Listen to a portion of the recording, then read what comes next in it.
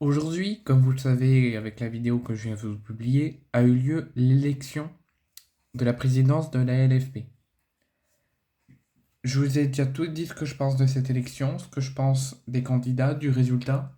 Je vous ai tout dit déjà avant l'élection et sur la vidéo précédente lors de l'annonce du résultat.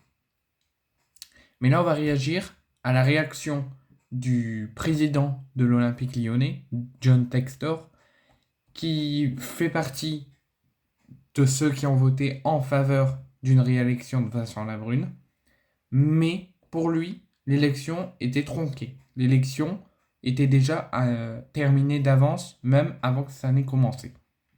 On va réagir à tout cela. Cyril Linette n'a malheureusement et tragiquement pas réussi à faire tomber Vincent Labrune, vainqueur de l'élection présidentielle de la LFP avec plus de 90% des suffrages, soit 14 voix pour contre seulement 2 contre. L'ancien patron de l'Olympique de Marseille va donc remplir un nouveau mandat de 4 ans, jusqu'en 2028. Mais sa victoire, d'autre côté, font beaucoup d'heureux, mais d'autre côté, font moins d'heureux. Malgré qu'il y en a qui ça fait moins heureux pour eux, mais qu'ils ont quand même voté en leur faveur. Pour lui, sa victoire, il félicite Vincent Labrune, mais elle ne fait pas l'unanimité. Pour John Textor.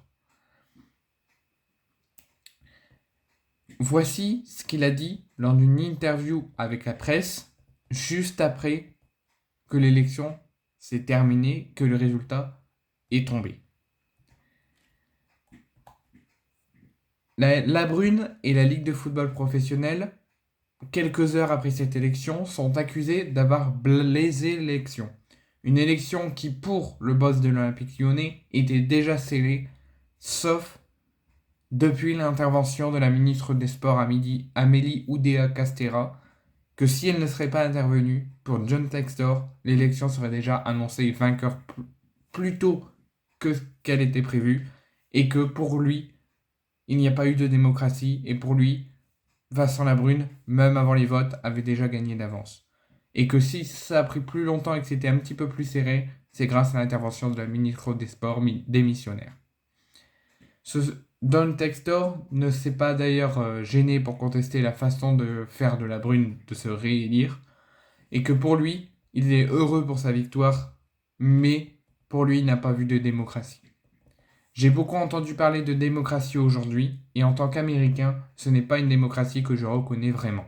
Je ne pense pas que ça soit un processus démocratique, malgré que Vincent Labrune, lui, se félicite de sa victoire d'un processus démocratique. Je pense que l'élection a tenté de se faire avec un seul candidat il y a 2 semaines. Donc pour lui, cette élection a été tronquée, il y a un complot, et que sur cette élection, Vincent Labrune, pour John Textor, Vincent Labrune a fait élire, s'est réélu tout seul, et il a fait tout pour que tout le monde le réélu. Et que tout le monde, il n'y ait pas de sorte de débat en fait. Comme dans une élection présidentielle pour la présidence française, là, habituellement, il y a des débats, il y a des discussions, qu'est-ce que le programme présente, qu'est-ce que l'autre présente. Là, pour John Textor, c'est simple, j'ai du mal à m'expliquer, mais c'est simple. Pas de démocratie. Pour lui, il a tout fait, il a fait des pieds et des mains pour qu'il n'y ait aucun débat, aucun sujet posé de l'un et de l'autre, et que tous les suffrages lui soient apportés, et que il a tout fait pour que ceux qui gèrent l'instance, qui est à lui qui gère, mais d'autres personnes, fassent que tout le monde soit viré, et qu'il n'y ait que lui face à un autre candidat en finale. Et en gros, pour qu'il sache déjà que même avant les votes, il serait réélu.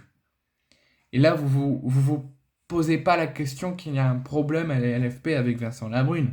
Pour le conseil d'administration, pour les présidents des clubs de Ligue 2, vous avez tous voté, pratiquement tous voté pour Vincent Labrune.